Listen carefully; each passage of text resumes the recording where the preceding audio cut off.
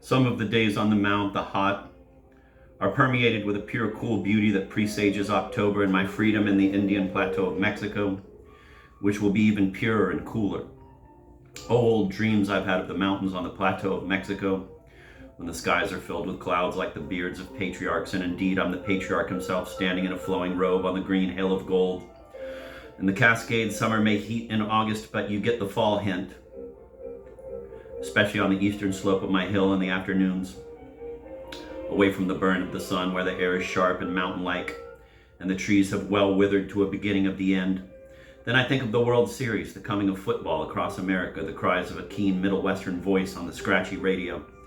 I think of shelves of wine in stores along the main line of the California Railroad. I think of the pebbles in the ground of the West under vast fall booming skies. I think of the long horizons and plains and the ultimate desert with his cactus and dry mesquites, stretching to red tablelands far away, where my traveler's old hope always wins and only void returns from nowhere. The long dream of the Western hitchhiker and hobo, the harvest tramps who sleep in their cotton-picking bags and rest content under the flashy star. At night, fall hints in the Cascade summer, where you see Venus red on her hill and think, who will be my lady? It will all, the haze shimmer and the beesing bugs, be wiped off the slate of summer and hurled to the east by that eager sea west wind. And that's when hair-flying me will be stomping down the trail for the last time, rucksack and all, singing to the snows and jack pines en route for further adventures, further yearnings for adventures, and all behind me and you. The ocean of tears which has been this life on earth, so old that when I look at my panoramic photographs of the Desolation area and see the old mules and wiry roans of 1935 in the picture, hackled at a no more corral fence, I marvel that the mountains looked the same in 1935, old Jack Mountain to an exact degree with the same snow arrangement, as they do in 1956, so that the oldness of the earth strikes me, recalling primordially that it was the same. They, the mountains, looked the same too in 584 BC.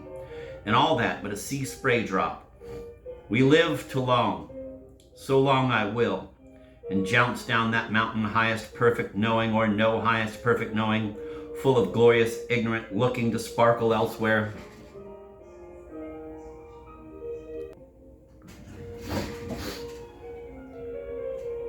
Later in the afternoon, the west wind picks up, comes from smileless wests, invisible, and sends clean messages through my cracks and screens.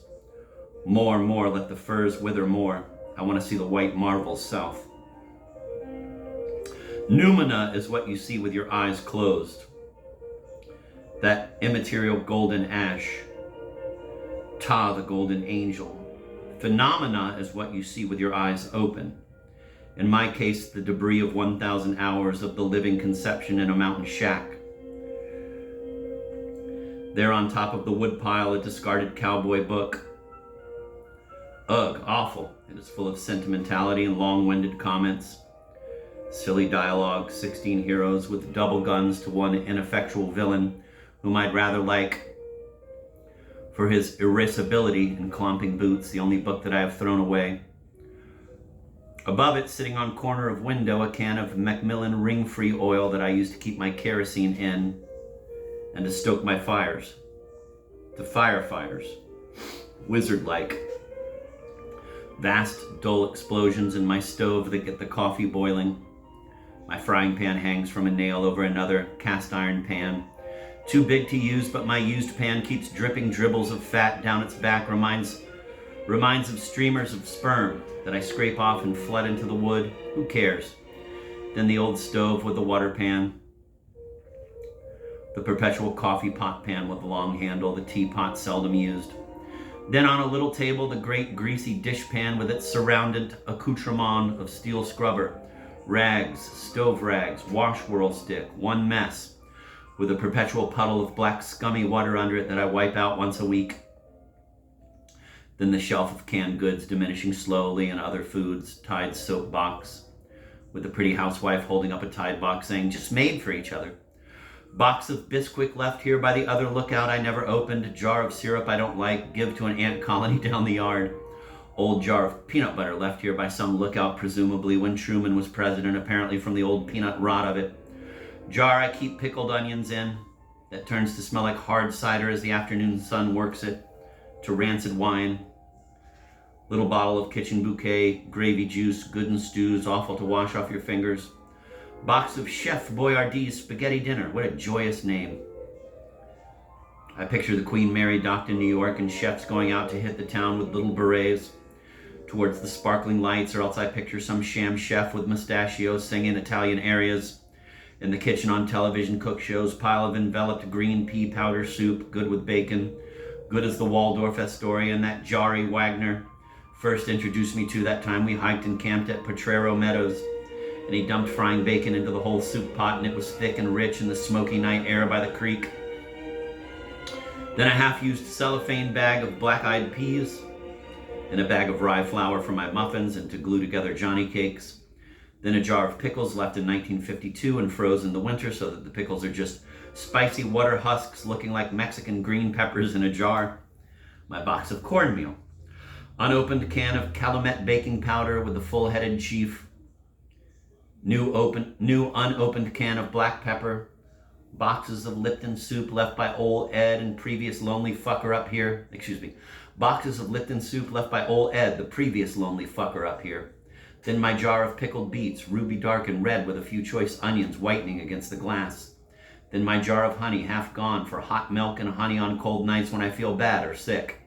Unopened can of Maxwell House coffee, the last one. Jar of red wine vinegar I'll never use and which I wish was wine and looks like wine, so red and deep.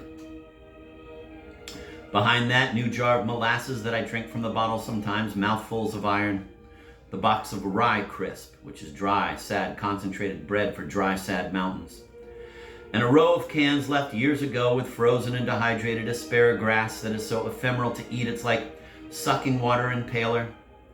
Canned whole boiled potatoes like shrunk heads and useless that only the deer eat.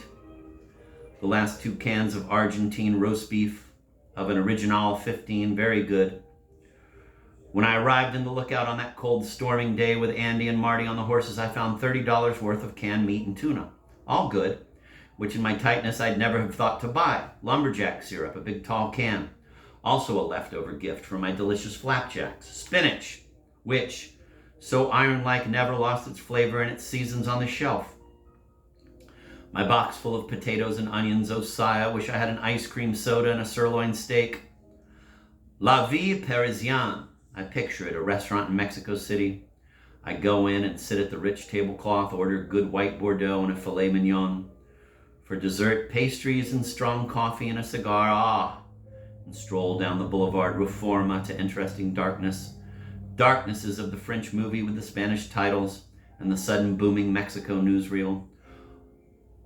Hozomin, rock, never eats, never stores up debris, never sighs, never dreams of distant cities, never waits for fall, never lies. Maybe though he dies. Bah!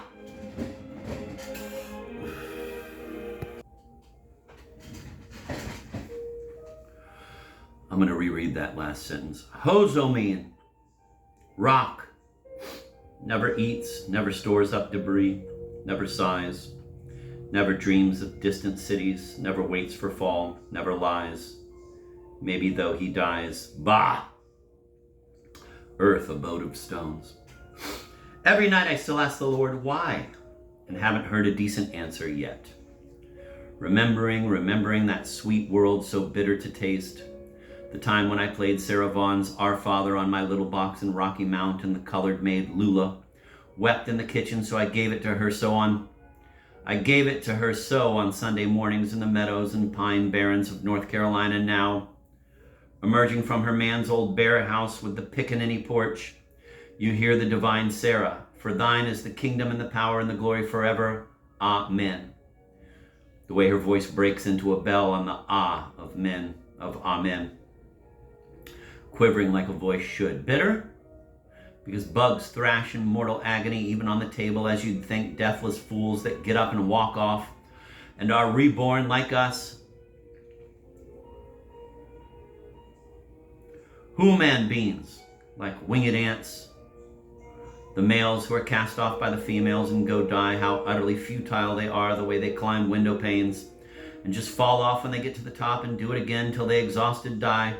And the one I saw one afternoon on my shack floor, just thrashing and thrashing in the filthy dust from some kind of fatal, hopeless seizure. Oi, the way we do, whether we can see it now or not. Sweet? Just as sweet, though, as when dinner is bubbling in the pot and my mouth is watering the marvelous pot of turnip greens, carrots, roast beef, noodles, and spices I made one night and ate bare-chested on the knoll, sitting cross-legged in a little bowl with chopsticks, singing. Then the warm moonlit nights with still the red flare in the west, sweet enough, the breeze, the songs, the dense pine timber down in the valleys of the cracks, a cup of coffee and a cigarette. Why Zazen? And somewhere men are fighting with frighting carbines.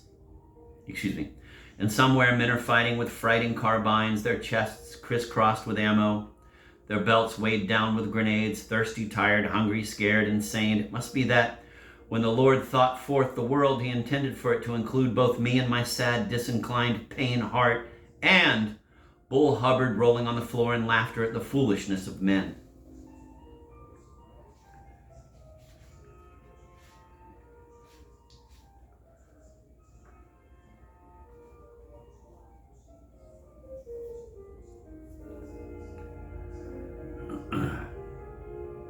I just realized that the two halves of this book are Desolation and Solitude, and then the second half,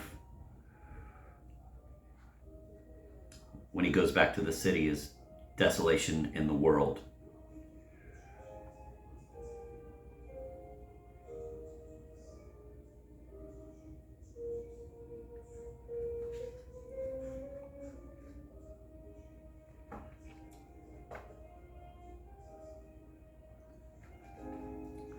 Remembering that sweet wait, I already read that, right?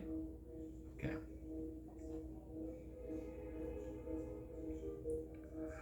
At night at my desk in the shack, I see the reflection of myself in the black window, a rugged-faced man in a dirty, ragged shirt, need-a-shave, frowny, lipped, eyed, haired, nosed, eared, handed, necked, Adam-sappled, eyebrowed, a reflection just with all behind it, the void of 7000000000000 light years of infinite darkness, riddled by arbitrary, limited idea light, and yet there's a twinkle in the eye, and I sing bawdy songs about the moon in the alleys of Dublin, about vodka hoy hoy, and then sad Mexico sundown over rocks, songs about amor, corazon, and tequila. My desk is littered with papers, beautiful to look at through half-closed eyes, the delicate, milky litter of papers piled, like some old dream of a picture of papers, like papers piled on a desk in a cartoon, like a realistic scene from an old Russian film and the oil lamp shadowing some in half. And looking at my face closer in the tin mirror, I see the blue eyes and sun, red face and red lips and weekly beard, and think, courage it takes to live and face all this iron impasse of die you fool? Nah. When all is said and done, it doesn't matter. It must be. It is. The golden eternity enjoying itself with movies. Torture me in tanks, what else can I believe? Cut me limbs off with a sword, what must I do? Hate Kalinga to the bitter death and beyond? Prah, it's the mind. Sleep in heavenly peace.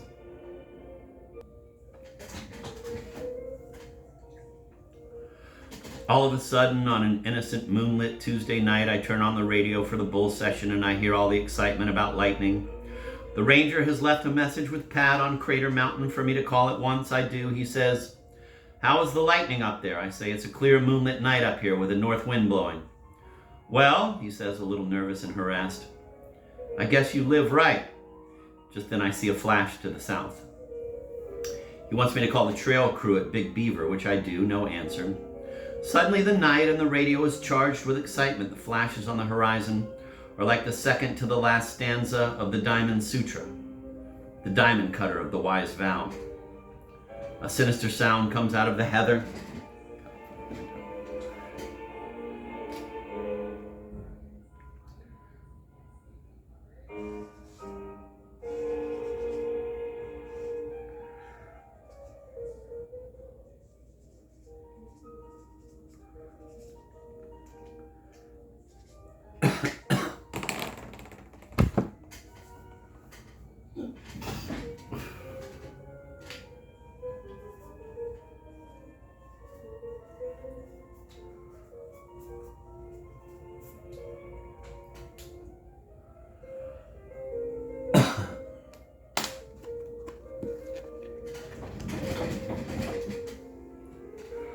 A sinister sound comes out of the heather. The wind in the cabin rigging takes on a hyper-suspicious air. It seems as though the 6 weeks of lonely, bored solitude on Desolation Peak has come to an end, and I'm down again. Just because of distant lightning and distant voices and the rare distant mumble of thunder. The moon shines on. Jack Mountain is lost behind clouds. But Desolation is not. I can just make out the Jack snowfields swirling in their gloom. A vast bat wing 30 miles or 60 miles wide advances slowly, soon to obliterate the moon, which ends sorrowing in her cradle through the mist. I pace in the windy yard, feeling strange and glad the lightning yellow dances over ridges. 2 fires are already started in the Pasayten forest, according to excited Pat on Crater, who says, I'm having fun here noting down the lightning strikes, which he doesn't have to do. It's so far away from him and from me, 30 miles. Pacing, I think of Jari Wagner and Ben Fagan, who wrote poems on these lookouts on Sourdough and Crater. And I wish I could see them to get that strange feeling that I'm down off the mountain and the whole bloody mess of boredom done. Somehow, because of the excitement, the door of my shack is more exciting as I open and close it. It seems to be peopled. Poems written about it. Wash tubs and Friday night and men in the world. Something to do or be. It is no longer Tuesday night, August 14 in Desolation, but the night of the world and the lightning flash. And there I pace, thinking the lines from the Diamond Sutra in case lightning should come and curl me up inside my sleeping bag with the fear of God or a heart attack. Thunder crashing right on my lightning rod. Quote, if a follower should cherish any limited judgment of the realness of the feeling of his own selfhood, the realness of the feeling of the selfness of others, the realness of the feeling of living beings, or the realness of the feeling of a universal self, he would be cherishing something that is non-existent, end of quote. My own paraphrase. And now tonight, more than ever, I see these words to be true for all this phenomena, that which shows and all noumena, that which shows not, is the loss of the heavenly kingdom, and not even that. A dream, a phantasm, a bubble, a shadow, the lightning's flash.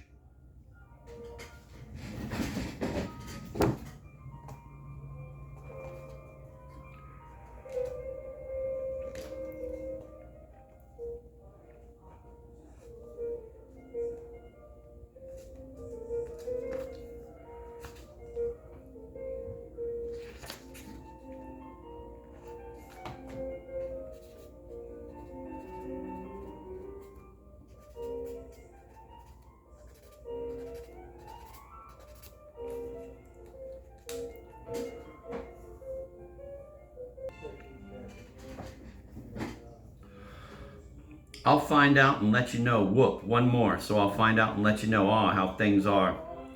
Pat is saying on the radio as he stands at his firefinder marking X's where he judges the lightning strikes. He says whoop every 4 seconds. I realize how funny he really is with his whoops.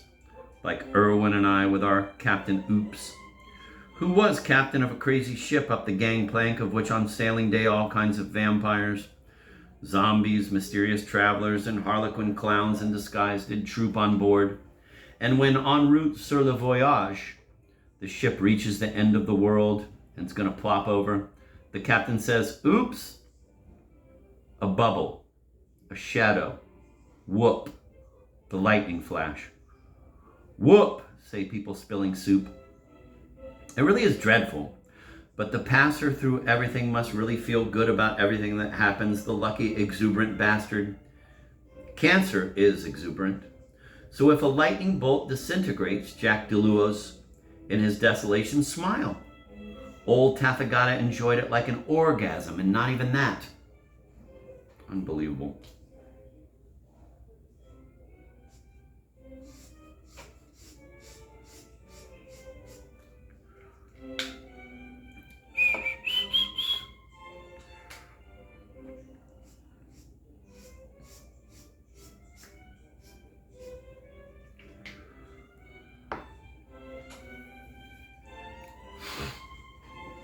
I'm going to reread that. Whoop, say people spilling soup. It really is dreadful, but the passer through everything must really feel good about everything that happens. The lucky, exuberant bastard. Cancer's exuberant. So if a lightning bolt disintegrates Jack DeLuo's in his desolation, smile. Old Tathagata enjoyed it like an orgasm, and not even that.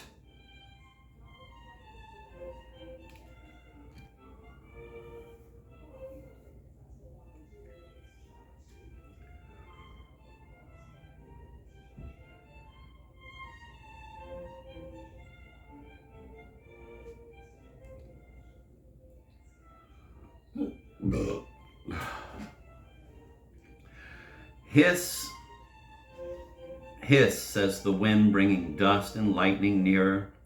Tick, says the lightning rod, receiving a strand of electricity from the strike on Skagit Peak. Great power silently and unobtrusively slithers through my protective rods and cables and vanishes into the earth of desolation. No thunderbolts, only death. Hiss, tick. And in my bed I feel the earth move 15 miles to the south, just east of Ruby Mountain and somewhere near Panther Creek. I'd guess a large fire rages, huge orange spot. At 12 o'clock, electricity, which is attracted to heat, hits it again and it flares up disastrously. A distant disaster that makes me say, oh wow, who burns eyes crying there? Thunder in the mountains, the iron of my mother's love. And in the dense electrical air I sense the remembrance of Lakeview Avenue near Lupine Road where I was born. Some thunderstorm night in the summer of 1922 with grit in the wet pavement. Trolley tracks electrified and shiny, wet woods beyond. My apocalyptatical paratomanateal baby carriage, King on the porch of blues. Wet under fruited light globe as all Tathagata sings in horizoning flash, and rumble, bumble, thunder from the bottom of the womb, the castle in the night.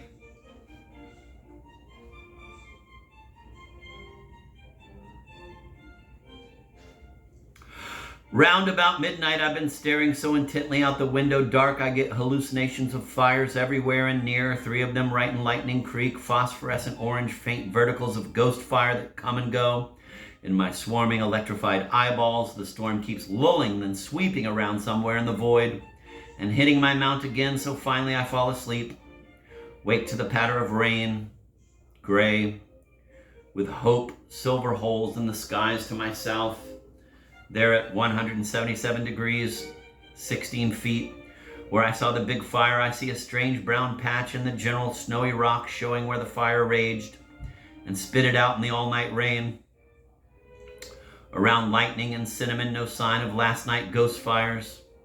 Fog seeps, rain falls, the day is thrilling and exciting, and finally at noon I feel the raw white winter at the north sweeping from a Hozomine wind. The feel of snow in the air, iron gray and steel blue everywhere, the rocks. My, but she was yar. I keep yelling as I wash my dishes after a good delicious pancake breakfast with black coffee. The days go, they can't stay. I don't realize.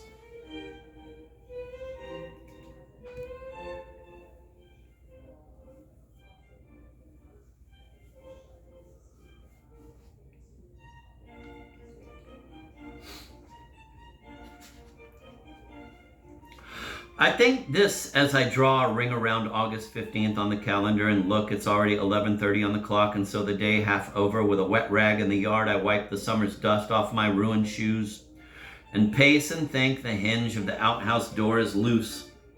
The chimney piece is knocked over. I'll have to wait a month for a decent bath, and I don't care.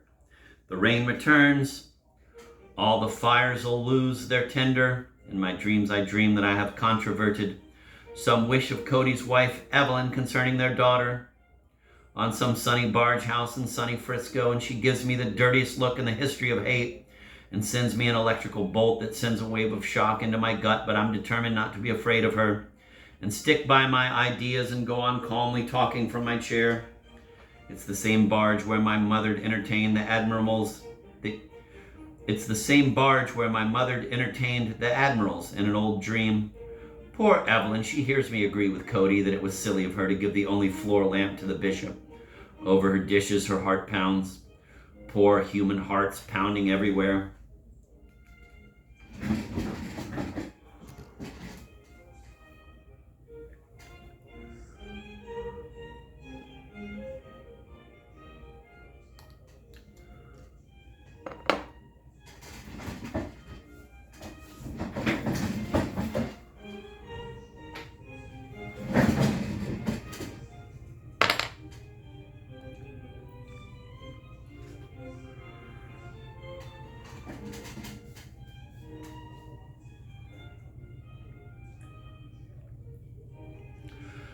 That rainy afternoon, according to a promise I made myself owing to the memory of a wonderful Chinese rice dish Jared cooked up for us in the Mill Valley Shack in April, I make a crazy Chinese sweet and sour sauce on the hot stove, compounded of turnip greens, sauerkraut, honey, molasses, red wine vinegar, pickled beet juice, sauce concentrate, very dark and bitter.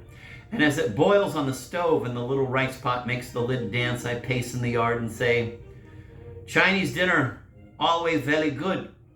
And remember in a rush my father in Chinle and Lowell. I see the red brick wall outside the windows of the booths of the restaurant.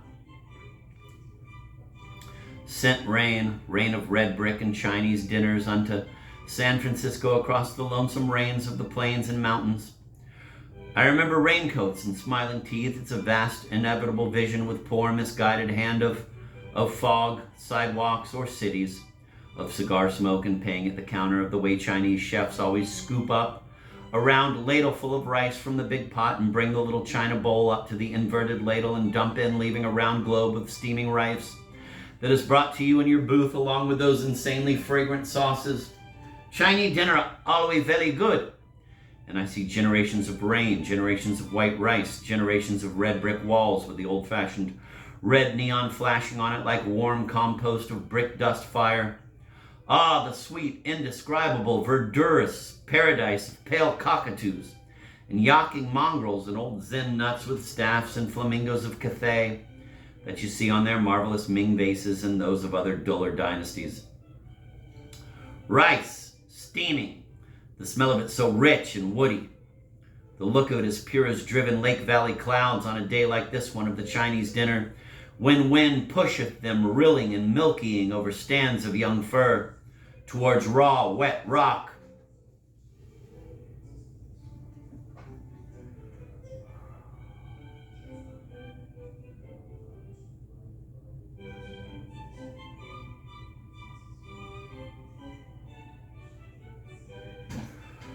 I dream of women in slips and in slipshod garments, one sitting next to me coyly, moving my limp hand from her spot in the soft roll of flesh. But even though I make no effort one way or the other, the hand stays there. Other women and even aunts are watching.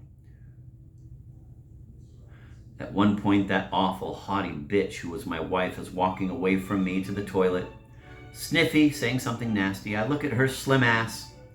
I'm a regular fool in pale houses, enslaved to lust for women who hate me. They lay their bartering flesh all over the divans. It's one flesh pot. Insanity, all of it. I should forswear and chew them all out and go hit the clean rail. I wake up glad to find myself saved in the wilderness mountains.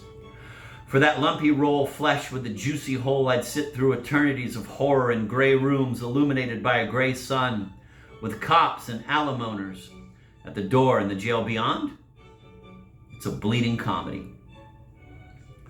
The great, wise stages of pathetic understanding that characterize the greater religion elude me when it comes to harems. Harem scarum. It's all in heaven now. Bless all their bleeding hearts. Some lambs are female, some angels have woman wings. It's all mothers in the end, and forgive me for my sardony. Excuse me for my rut. Whore, whore, whore.